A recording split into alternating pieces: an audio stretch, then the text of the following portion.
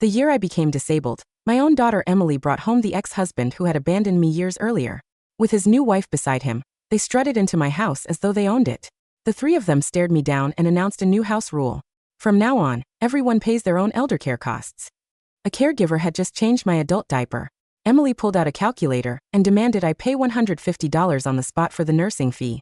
I looked at the woman lounging on my couch and eating imported cherries, then forced myself to speak. She lives here too. Why doesn't she have to pay? Emily clenched her jaw. Seriously, you think you can compare yourself to Aunt Camilla? You made me wear hand-me-downs and live on plain boiled vegetables. Life with you was cheap and miserable. Camilla takes me shopping for designer brands and out to fancy dinners. She gives me real love and freedom. They get a pass because I love them. You don't. I stared at the home cardiac monitor beside my bed. I had emptied my savings to buy it when she was sick. You've always used my illness as an excuse to control me, to torment me. We share nothing but blood. Whatever feelings we had are long gone. And I have no obligation to take care of you for free. Day after day, they schemed and ground me down, until I finally died a miserable death in that hospital bed. Then I opened my eyes and found myself back, years in the past. It was the day I first discovered that my ex-husband Adam had been secretly taking Emily to Disneyland. When I opened my eyes, the soft glow of the evening sun was spilling across my face through the window. A familiar room. A familiar scene. Instinctively, I lifted my arms and moved my legs. All four limbs responded freely, without a trace of the stiffness or pain of paralysis. I sat frozen for a long time. When it finally sank in, my fingertips trembled with excitement. I had really come back. Before I could shake off the dizzy shock, I heard the familiar chirp of a car locking downstairs. The sound snapped me out of my thoughts. I stood by the window and looked down without thinking. The scene below was exactly as I remembered. Adam's car was parked at the building entrance. He stood beside it, a stylishly dressed woman pressed close to his side. Emily stood between them. All three wore matching Mickey ear headbands. They laughed together, as close as any picture-perfect family. It all came back to me instantly. In my previous life, Adam had gone behind my back on this very day and taken our daughter to Disneyland. Meanwhile, I had been at the hospital picking up the follow-up results for Emily's chronic autoimmune disorder. Before I left, the doctor stressed repeatedly that the patient must avoid strenuous activity and overexertion. Her diet had to remain bland, with all greasy and sugary foods strictly off limits. If the condition relapsed, it would cause permanent organ damage. They looked up and saw me at the window. The smile on Emily's face froze instantly. In my last life, panic would already have had me shaking. I would have raced downstairs and confronted them for gambling with Emily's life. Now though, I felt unnaturally calm. I turned and walked downstairs, step by step. If they themselves didn't care, there was no reason for me to take the blame for nothing. The moment I reached them, Adam folded his arms and looked me up and down with a sneer. So I took the kid to a theme park for half a day. Is that really a crime? Do you have to watch us like we're criminals? She just finished her exams and wants to have a little fun. You have to control even that? You're such a control freak. His voice was loud enough that passers-by slowed their steps. Before I could speak, Camilla gently took Emily's hand. She patted the back of it softly, though her eyes kept drifting toward the neighbors who had stopped to watch. Sweetie, your mom is just worried about you. She's always been like this, too anxious, too tense. She can't help it. Don't be scared. That's just the way she is. Let's be good and listen to your mom. Go along with her so she doesn't get upset, okay? Emily said nothing, but the disgust in her eyes grew. Encouraged, Adam pushed further. He gave a contemptuous laugh. Let's be honest. Your own life is miserable, so you torment the kid just to feel important. You force her to eat that tasteless garbage every day and call it a healthy diet. When I got sick as a kid, my mom loaded me up with bacon and eggs, and I bounced right back. You're just being dramatic and ridiculous. Look at her. You've starved her down to skin and bones. The neighbors passing by kept glancing over, whispering among themselves. I looked at Emily. Her height wasn't the tallest among her peers, but she was above average for her class. Her build was proportionate. She looked nothing like the gaunt, malnourished child he described. In my previous life, after he said those words, I had lost my temper and argued with them. The fight escalated until I lost control and was taken to the police station. Emily insisted I had started it. After 3 days in a holding cell, the whispers and pointed looks from others never stopped. After I became paralyzed, they even used that record to claim I had always been mentally unstable. Emily was granted full authority to handle the property transfer on my behalf. They tricked me into signing the papers, and all three moved into my house as if they owned the place. This time, I would not make the same mistake. Snapping back to the present, I pulled the follow-up report from my pocket, my voice calm. You don't get to make claims about her health just because it suits you. The test results came back today. They clearly show that her condition is stable and all her numbers are improving. I've been monitoring her diet and making sure she gets her checkups. She is nothing like the malnourished child you're describing. I thought that with solid proof in hand, Emily would at least acknowledge my effort. But she immediately spoke up, right there in front of everyone, rushing to back up her father. Mom, I know my own body better than anyone. Dad's right. You're just being overdramatic. You control everything I eat and do, and I have zero freedom. A chill shot through my chest. So I had been wrong all along. It wasn't after I became paralyzed that she started resenting me. Even this far back, she had already written me off as her mother. The child I had poured my heart and soul into raising had been an ungrateful wretch from the very beginning. I tucked the report away, my tone flat. Fine. I won't meddle anymore. If you want to take her out, just come pick her up. No need to sneak around. The sneer on Adam's face froze, replaced by shock. The woman's gentle expression faltered. Emily stared at me, eyes wide with disbelief. Then a smug little smile tugged at her lips. I ignored them all, and went straight back upstairs. I was tidying up the clutter around the house. Emily had grabbed her pajamas without a word and gone straight into the bathroom to shower. When I got to her room, the diary sitting on the corner of her desk suddenly slid off, and hit the floor with a thud.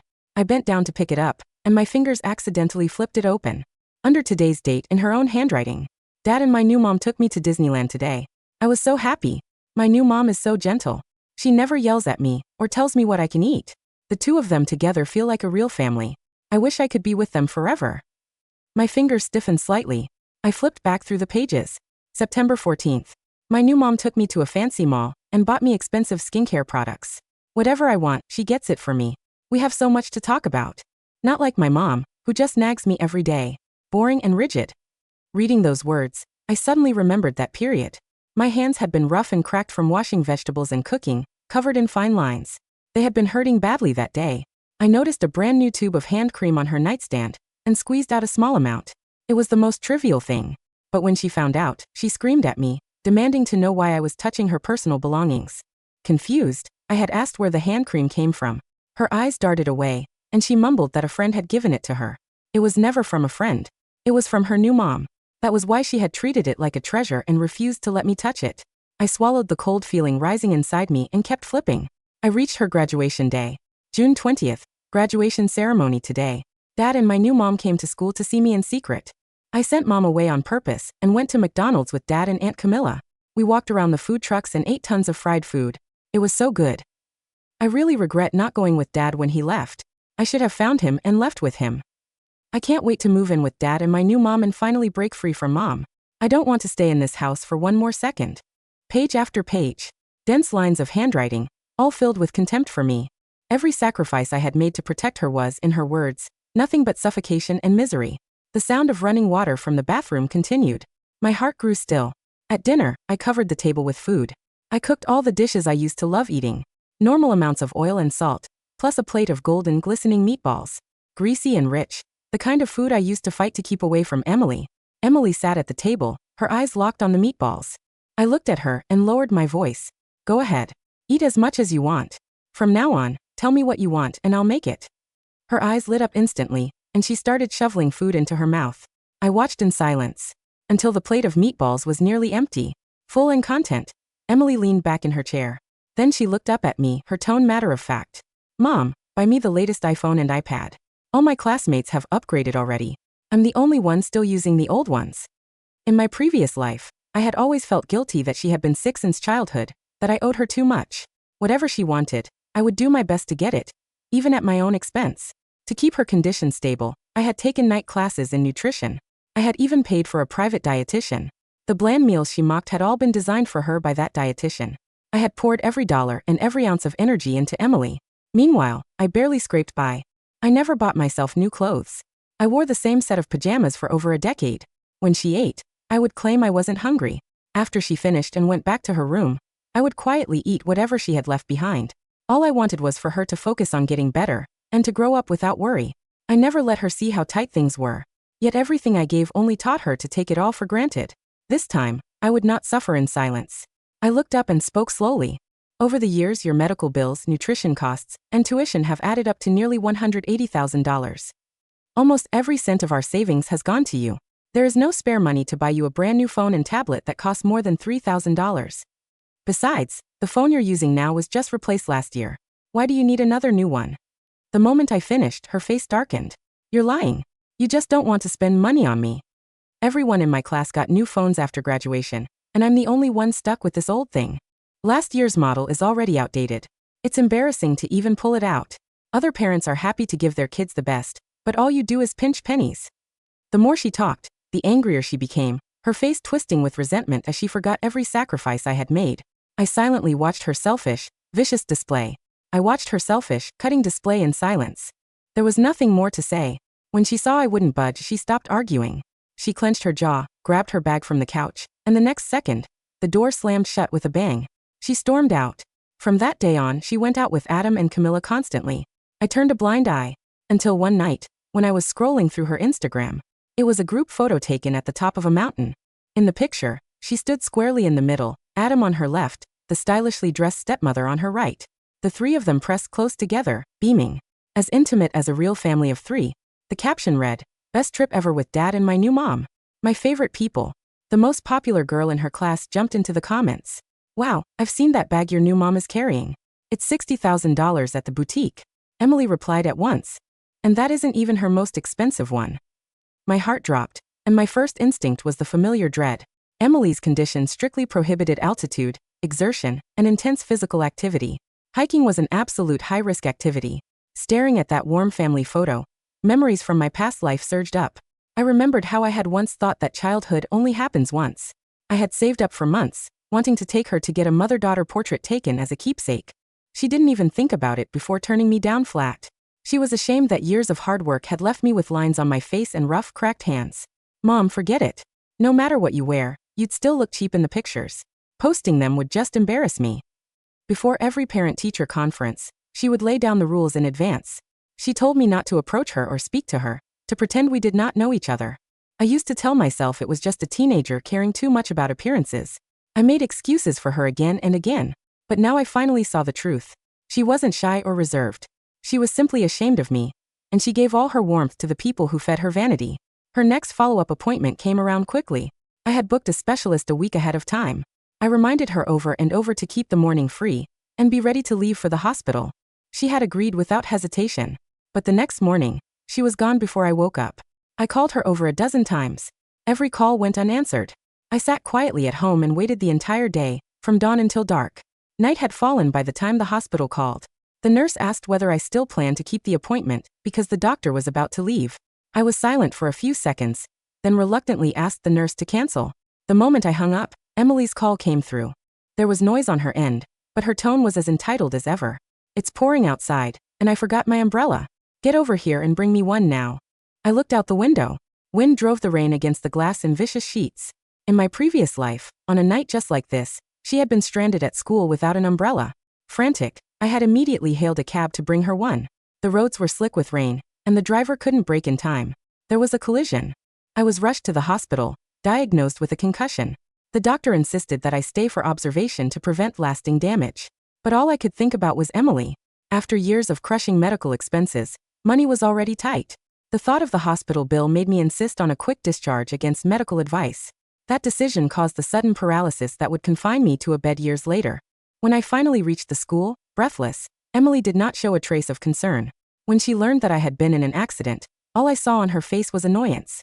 She blamed me for taking too long and making her wait 2 hours in the security office. Back then, I had been too consumed with earning money for Emily's treatment to see anything clearly. Looking back now, the signs had been there all along. At the memory, I quietly clenched my fist. "Buy one at the convenience store nearby. You don't need me to come out." Emily turned vicious the instant she heard my answer. "No. I want you to bring it. Get over here now." The autumn rain was cold enough to cut to the bone. I stared through the curtain of rain as lightning split the sky. For one brief moment, my resolve wavered. I grabbed an umbrella, pushed through the door, and plunged into the downpour. The rain came down so hard that an ordinary umbrella was useless against the wind. Within minutes, my pants were soaked through and clinging to my skin. My knees took the worst of it, each blast of icy water sending a knife of pain through the joints. When Emily first became ill, she spiked fevers night after night. For more than 2 weeks, I barely left her bedside. I changed the cool cloth on her forehead, gave her medicine, and soothed her back to sleep.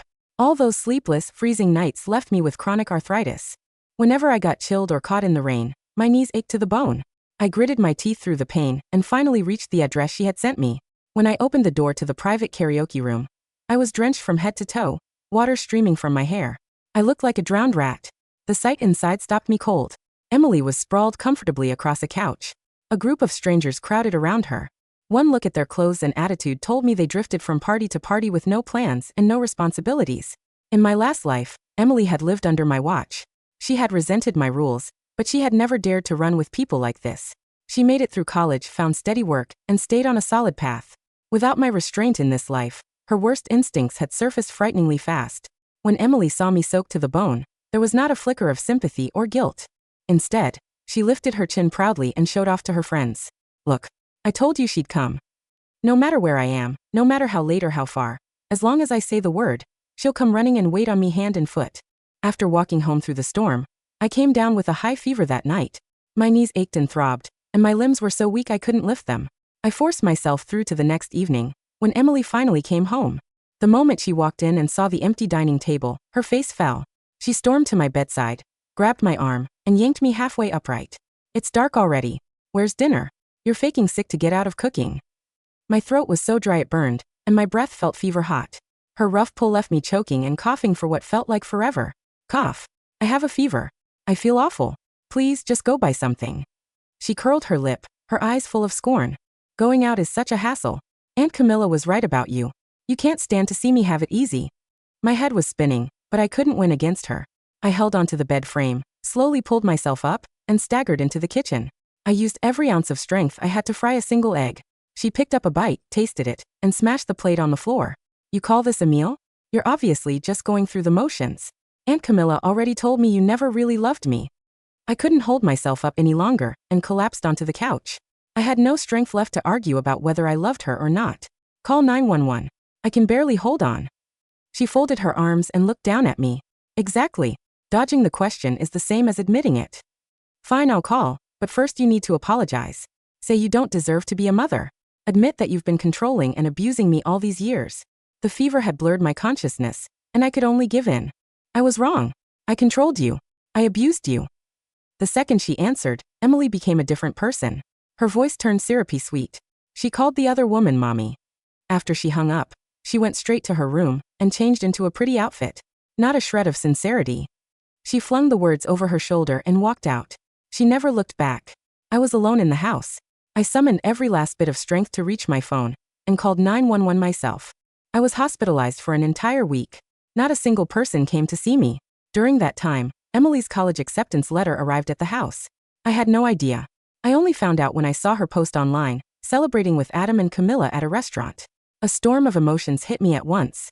For all 3 years of high school, I had paid for private tutors. Worried that boarding school would be too hard on her health, I arranged for her to commute, driving her to and from school every day, rain or shine. In the end, she got into college. She never thanked me, and she did not even invite me to the celebration dinner. When I came home from the hospital, I opened the door to find the place ransacked. Papers and documents were scattered everywhere. In my previous life, she had stolen my signature from her test papers and forged documents to seize my house. This time, I had been prepared. I had hidden every paper that carried my signature long ago. They got nothing. I had barely finished cleaning up when Emily unexpectedly came home. Gone was the usual hostility. This time, she was conspicuously sweet. Mom, I couldn't have gotten into college without you. She linked her arm through mine in a show of affection, her head tilting awkwardly to one side. I had always been strict with her, and in my previous life, I never had the chance for this kind of closeness, not until the day I died. Seeing her rare gentleness, a tiny flicker of warmth stirred in my chest. Without thinking, I raised my hand to stroke her hair. Then she spoke. Mom, this enrollment form needs a parent's signature. I couldn't have done it without you. Will you sign it for me? The moment the words landed, the warmth inside me vanished and I felt as though I had plunged into ice water.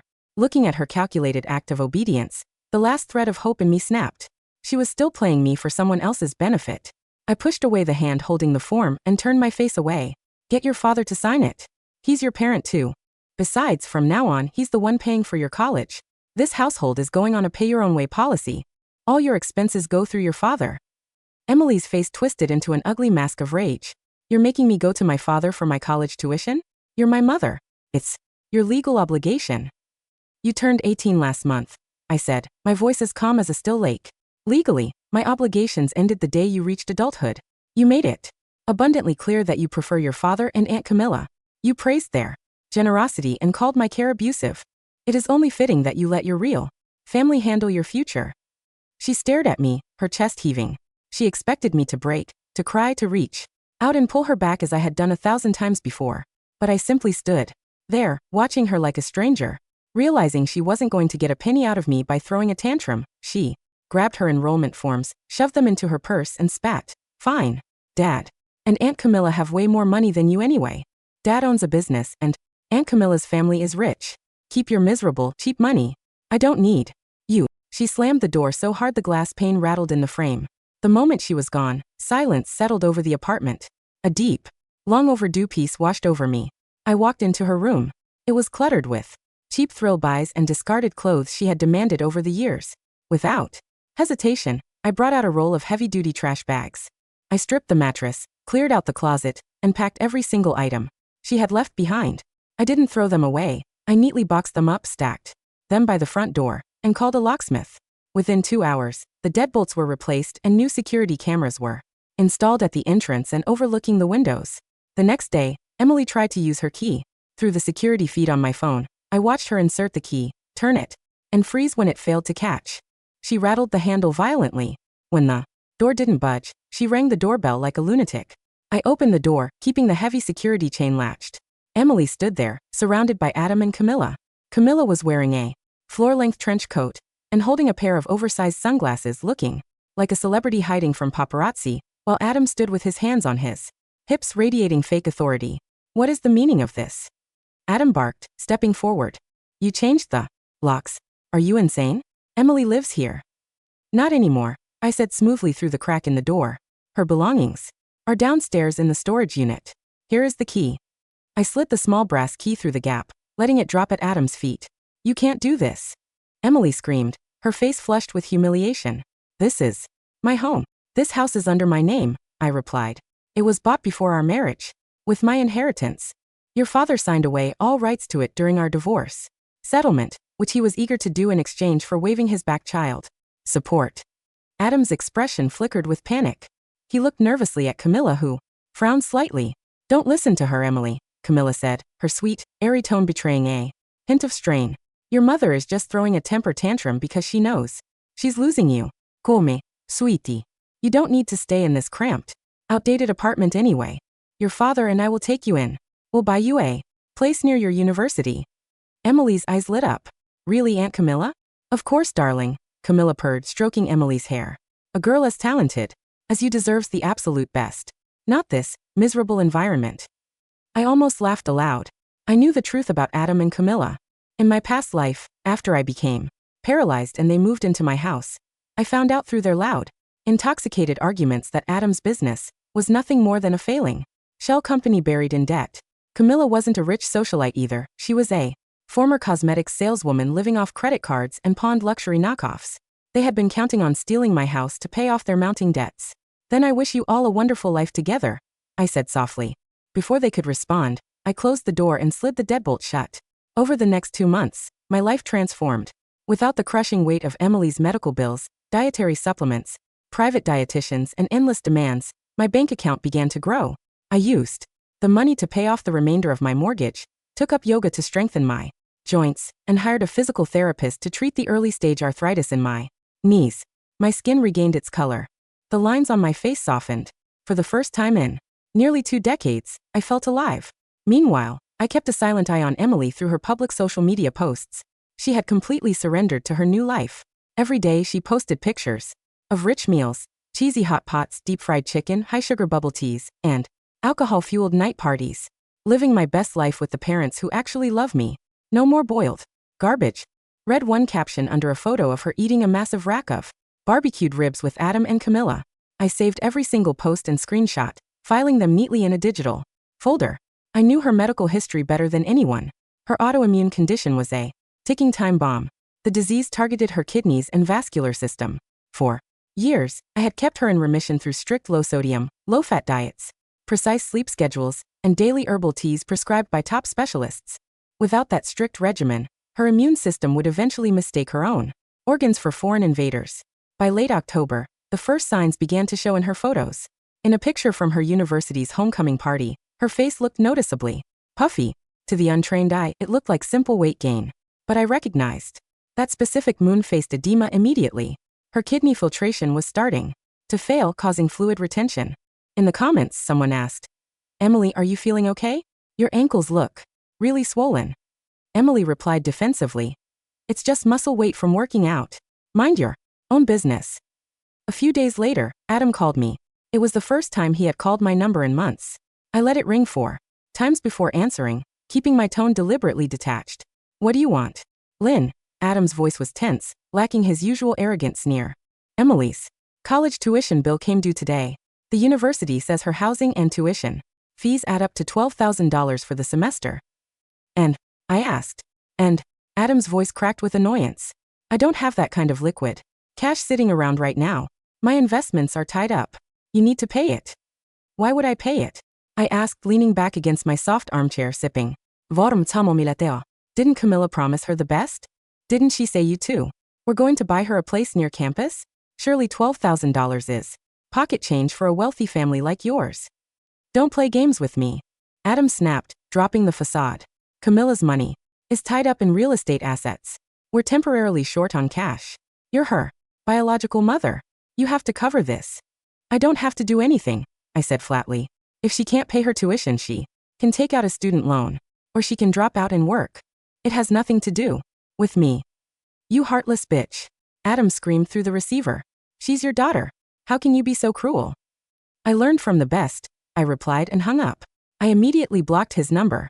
Without my financial support, the cracks in Adam and Camilla's glamorous life rapidly widened into chasms. To keep up appearances and avoid losing Emily's idolization, Adam took out a high-interest private loan to pay for her first semester tuition. To celebrate, Emily insisted on throwing a massive weekend bash at an expensive club, inviting dozens of her new college friends. She posted a short video that night.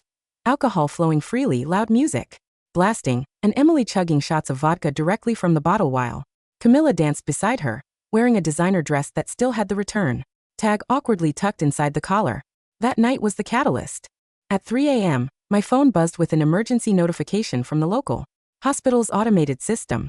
Years ago, when Emily was first diagnosed, I had set up her patient profile linked to my contact info for emergency alerts. I opened the notification. Patient, Emily Lynn. Status, admitted to ICU. Diagnosis, acute autoimmune renal crisis, severe hypertensive encephalopathy.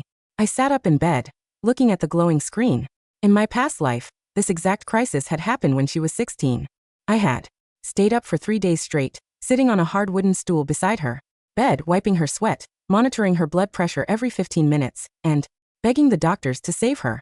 I had spent my entire life savings on experimental targeted therapies that ultimately pulled her back from the brink of total kidney failure. This time, I felt no panic, no dread, only a cold, crystalline sense of finality. I didn't rush to the hospital. I casually took a shower, dressed in a comfortable wool sweater and tailored slacks, had a quiet breakfast of oatmeal and fresh fruit, and arrived at the hospital at 10 a.m. When I stepped into the ICU waiting area, the scene was pure chaos. Adam was pacing the floor, his hair messy, his cheap suit wrinkled. Camilla was sitting on a plastic chair, her head in her hands, her fake designer purse slumped on the floor beside her. A doctor in blue scrubs was speaking to them, his voice grim. "Her kidney function has dropped to less than 15%. The extreme intake of sodium, alcohol, and physical exhaustion triggered a massive inflammatory cascade. Her blood pressure hit 210/120, which caused a minor seizure." "Can't you just give her some medication?" Adam asked frantically, grabbing the doctor's arm. "Fix it. She has midterms next week. Medication won't solve this," the doctor said sternly. "She needs immediate, continuous blood purification and emergency hemodialysis. Furthermore, due to the severe tissue damage, she will likely require long-term dialysis or a kidney transplant in the near future." "A transplant?" Camilla shrieked, jumping up. "Do you have any idea how much a transplant costs?" "Hundreds of thousands of dollars. Who is supposed to pay for that?" "Are you the parents?" the doctor asked, frowning at Camilla's reaction. "We need a primary guardian to sign the emergency procedure consent forms and settle the initial ICU deposit of $20,000. $20,000? Adam gasped, his face turning pale as paper. "I don't have $22,000. I certainly don't have it. Camilla blurted out, taking a step back. I'm just her stepmother. I have no legal or financial obligation here. Aunt Camilla? A weak, trembling voice sounded from the doorway of the recovery bay. Emily had been rolled out on a gurney, hooked up to oxygen tubes for drips, and a heart monitor. Her face was wildly swollen, her eyes tiny slits beneath inflamed eyelids. She had heard every single word Camilla just said. Emily stared at Camilla with eyes full of utter betrayal and shock. Aunt Camilla, what did you say? Emily's voice was raspy, barely a whisper. You said you loved me like your own daughter. You said you'd buy me a house. You said money didn't matter. Camilla's polite, gentle facade completely shattered. Faced with a $20,000 bill and a lifetime of medical liabilities, she drop-kicked her fake persona into the trash. Loved you like my own daughter? Camilla sneered, her voice shrill and ugly. Are you out of your mind? You're an ungrateful, sickly brat. You think I wanted to spend my time taking you shopping? I only did it because your father promised me your mother's house was worth a fortune, and that we'd get it as soon as we got full custody of you. Camilla, shut up. Adam yelled, his face bright red. No, I won't shut up. Camilla shouted back, turning on Adam like a cornered beast. You lied to me. You told me you were a successful businessman. You're drowning in debt. You borrowed money from loan sharks just to pay for her college. Now she's a ruined invalid who needs dialysis for the rest of her life? I'm done. I'm leaving. She grabbed her fake luxury tote, turned on her heel and stormed down the hallway, her high heels clicking loudly against the linoleum. Emily lay on the gurney, tears streaming down her swollen cheeks, choking on her own breath. The heart monitor beside her began to beep rapidly. Doctor, save her, Adam cried, clutching his hair. He looked around wildly and suddenly spotted me standing quietly near the entrance. His eyes lit up like a drowning man catching a piece of driftwood. Lynn, you're here. Adam rushed over, grabbing my shoulders. Thank God you're here. Tell the doctor you'll sign the forms. Tell them you'll pay the $20,000. You have savings, you have the house. Save our daughter. I looked down at his trembling hands on my coat. Slowly, deliberately, I raised my hand and slapped his hands away. Don't touch me, I said, my tone ice cold. Lynn, what are you doing? Adam wrote it. She's dying. Look at her. She's your blood. I walked past him, stepping up to the side of Emily's gurney. Emily looked up at me. For the first time in months, there was no arrogance, no disgust, no contempt in her eyes. There was only raw, desperate terror. Mom, she sobbed, reaching out a trembling, swollen hand to grab my coat. Mommy, help me. It hurts so much. My head is exploding. Please save me. I'm sorry. I'm so sorry. In my past life, seeing her like this would have ripped my heart to shreds. I would have dropped to my knees, wept, given up my life, my health, my money, my very soul just to ease her pain. Now I looked at her, and my heart was as still as a tomb. You're sorry? I asked softly, keeping my voice low enough so only she could hear. Are you sorry because you realize you were wrong? Or are you sorry because the people you chose over me walked away the second you became expensive? Emily froze, her hand trembling in midair. Mommy, do you remember what you told me in my bedroom? I asked, looking down into her terrified eyes. You said, life with you was cheap and miserable. Camilla gives me real love and freedom. They get a pass because I love them. You don't. Emily's lips parted, but no sound came out. You also told me, I continued, pulling out my phone and playing a clear audio recording, the one from the night she forced me to apologize while I had a 104-degree fever. You've always used my illness as an excuse to control me, to torment me. We share nothing but blood. Whatever feelings we had are long gone, and I have no obligation to take care of you. The recording played loudly in the quiet ICU hallway. The doctor, the nurses, and Adam all heard every single word of Emily's cruel, arrogant voice from just weeks ago. The doctor's expression shifted instantly from sympathetic to cold and professional. I put my phone back in my pocket and looked at the doctor. Doctor, she is 18 years old. She is legally an adult. 2 weeks ago she filed an official adult independence declaration and severed financial ties with me, naming her father as her primary emergency contact. I pulled out a notarized copy of the paper she had signed when she left my house and handed it to the doctor. I am no longer her legal guardian. I do not authorize any charges to my name, nor will I be signing any consent forms. Her father is sitting right there. Talk to him. No, Mom. You can't abandon me. Emily shrieked, panic overtaking her. She tried to sit up, but the 4 lines pulled her back, making the heart monitor blare wildly. You're my mother. You have to save me. I'll die without you. You didn't think about that when you left me in a freezing apartment with a high fever. I said softly. You didn't think about that when you let Aunt Camilla insult me. You wanted freedom, Emily. This is what freedom looks like. You monster. Adam screamed, charging at me. I'll sue you. I'll tell the media. I'll tell everyone what kind of heartless witch you are. Go ahead, I said, meeting his eyes without flinching. I have every medical record proving I spent nearly $200,000 raising her while you paid zero child support for 10 years. I have every social media post of her celebrating with you, drinking alcohol, eating forbidden foods, and publicly disowning me. Let's see whose side the judge and the public take. Adam choked on his words. His face turned from red to purple, then to an ash-gray pale. Now, if you'll excuse me, I have a life to live, I said. I turned around and walked toward the exit. Behind me, Emily's desperate, hysterical screams echoed down the long hallway. Mommy, Mommy, don't leave me. I'm scared. Mommy. I didn't turn back.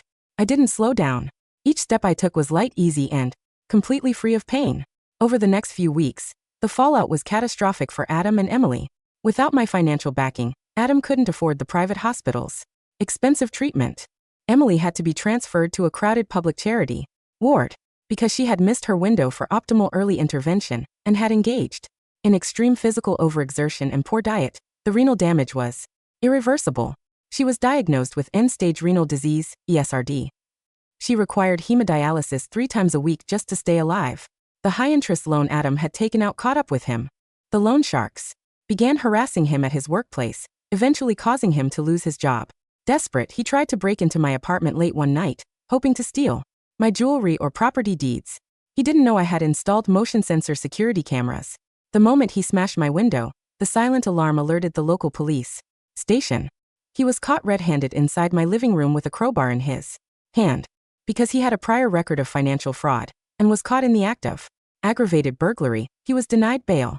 3 months later, he was sentenced to 4 years in state prison. As for Camilla, once Adam was incarcerated, her creditors closed in. It turned out her designer lifestyle was entirely financed through stolen identities and credit card fraud. She was arrested shortly after Adam and sentenced to 6 years in prison. The picture-perfect real family Emily had traded her life for was entirely wiped out behind bars. 6 months later, spring had arrived. The air was fresh and warm, filled with the scent of blooming cherry blossoms. I stood in front of a floor-to-ceiling glass window in a brand-new luxury high-rise condo in the center of the city. I had sold my old apartment at a peak market price, clearing a massive profit, and bought this place outright. I had also opened a small, cozy bakery downstairs, something I had dreamed of doing when I was young, before marriage and motherhood consumed my entire existence. My life was peaceful, fulfilling, and comfortable. One afternoon, a frail, shadowy figure appeared outside the glass door of my bakery. It was Emily. She was barely recognizable. In just 6 months, she looked like she had aged 20 years. Her face was gaunt, her skin a sickly grayish yellow. Her arms were covered in dark bruises and needle marks from continuous dialysis access ports. She wore a faded, oversized jacket, a hand-me-down, and leaned heavily on a wooden cane. She stood outside the door for a long time, looking at me through the glass as I dusted flour off my apron. Finally, she pushed the door open. The bell above chimed softly. She shuffled inside, step by painful step, her eyes wide with a mixture of shame, grief, and envy. She looked at the warm, beautiful bakery, the delicious pastries, and the calm, glowing woman standing behind the counter. Mom, she whispered. I didn't stop wiping down the counter. I didn't offer her a chair. I didn't panic or show anger. The customer line is over there, I said politely, pointing to the menu board. If you're buying bread, please place your order. If not, please don't block the entrance. A tear slipped down her hollow cheek. I have no money left, she sobbed, dropping her cane and sinking to her knees right there on the tiled floor. Dad is in prison. Aunt Camilla was a scammer. I had to drop out of college. I'm living in a shared basement room. The charity ward dialysis is terrible. I'm so sick, Mom. I'm die. She crawled forward, trying to grab the hem of my apron. I was wrong, Mom.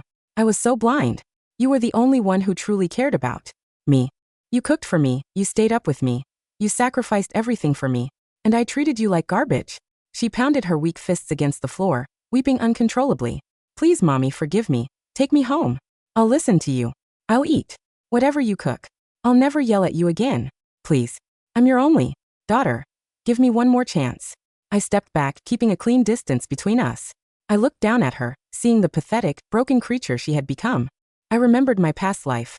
I remembered lying in that hospital bed, paralyzed, soaked in my own waste, while she pulled out a calculator and demanded I pay $150 on the spot for a nurse to change my diaper. I remembered her mocking my rough, cracked hands. I remembered her standing over me while I choked on a fever, demanding I confess that I was a horrible mother before she would call an ambulance. Emily, I said, my voice smooth, quiet, and absolutely merciless. She stopped sobbing and looked up, her eyes filled with a desperate, dying hope. Do you remember the house rule you announced when you brought your father and Camilla back to my home? I asked. Her face drained of what little color it had left. I leaned forward slightly, looking directly into her hollow eyes, and repeated the exact words she had spat at me in my past life. From now on, everyone pays their own eldercare and healthcare costs. Emily froze. You said it yourself. I continued, my voice as soothing as a summer breeze, yet as cold as ice. We share nothing but blood. Whatever feelings we had are long gone. You wanted freedom, and you got it. You chose your path, and now you must pay your own bill. No. Mommy, please. She whimpered, collapsing completely onto the floor. Get up and leave, I said, pulling out my phone. If you don't leave in 30 seconds, I will call security for trespassing and disturbing a business. Emily looked at my phone, then looked at my face. She searched my eyes for even a sliver of hesitation, a single drop of maternal instinct, a tiny flicker of weakness. She found nothing. There was only a solid, unbreakable wall of granite. Realizing that the mother who used to love her more than life itself was dead and gone forever, Emily let out a long, wailing cry of utter despair. She painfully dragged herself up from the floor, picked up her cane, and stumbled out of the shop. I watched her through the clear glass window as she shuffled down the street, her small, broken frame swallowed by the bright, indifferent spring sunlight. I picked up a clean cloth, wiped the spot on the floor where she had knelt, and turned back to my counter. A warm breeze blew through the open window, carrying the sweet scent of fresh bread and blooming flowers. I took a deep breath, closed my eyes, and smiled.